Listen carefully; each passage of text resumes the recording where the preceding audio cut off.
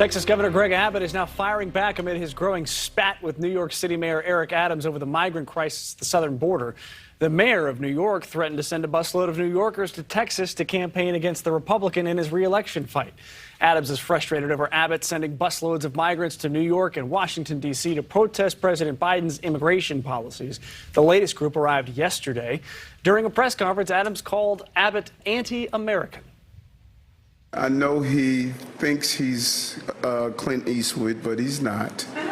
He is an anti-American governor that is really going against everything we stand for. He's a global embarrassment because this is not what we do as Americans. All of us, and I'm sure if he goes into his lineage, he came from somewhere.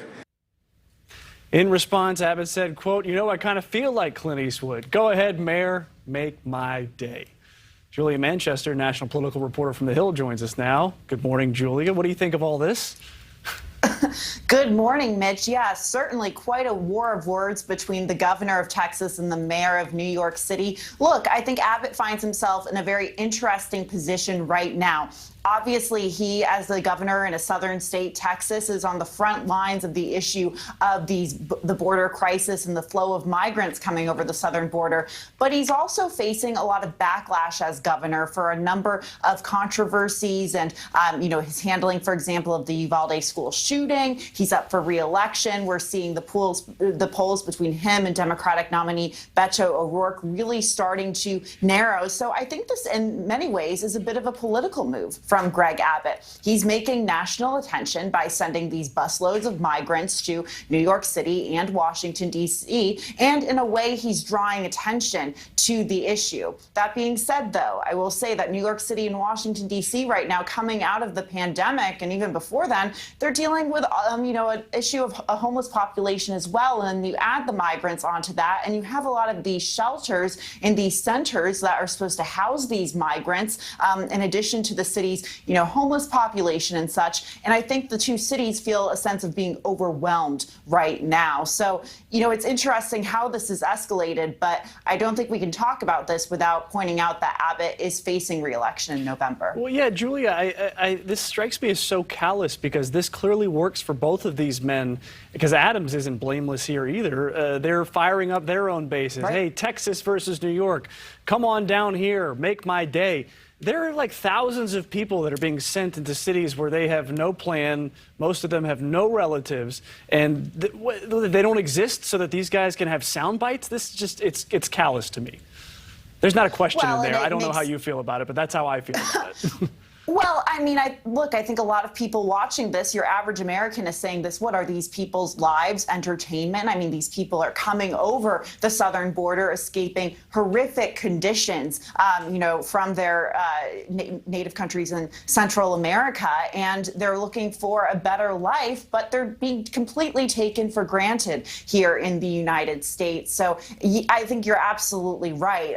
There is a human element to this that I think we as journalists have to make sure we don't ignore in this. I mean, I think we as political reporters sort of get sucked in to the semantics as to, Eric Adams is a blue state governor going to send his own people to a red state to try to flip it in November. But there really is that human element. There are really lives at stake and lives really being affected by this. That's exactly how I feel. We cannot lose sight of the fact that there are real humans that are a part of this political theater and didn't choose to be, really. But now, speaking of Abbott, you said he's running for re-election. He's running against Beto O'Rourke.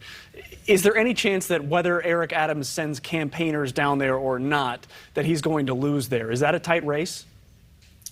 It is a tight race, and I think you've seen Beto O'Rourke, who came very close to winning a statewide election in Texas in 2018 when he nearly ousted Senator Ted Cruz in that race. He's really started to, look into where Democrats could improve in Texas, going to those southern border communities, for example, and, trying to make inroads in areas where Republicans have made inroads in Texas. We know that the Republican Party, for example, is really looking to win over that Hispanic population, not only in states like Texas, but states across the country. So, you have this really close race forming. Abbott has pretty low approval ratings at the moment, or the last time I checked, he did. And he's faced some backlash for the government's handling of the Uvalde school shooting, the handling of the energy grid during 2021 when Texas got that horrible winter storm and much of the state was left without power. So,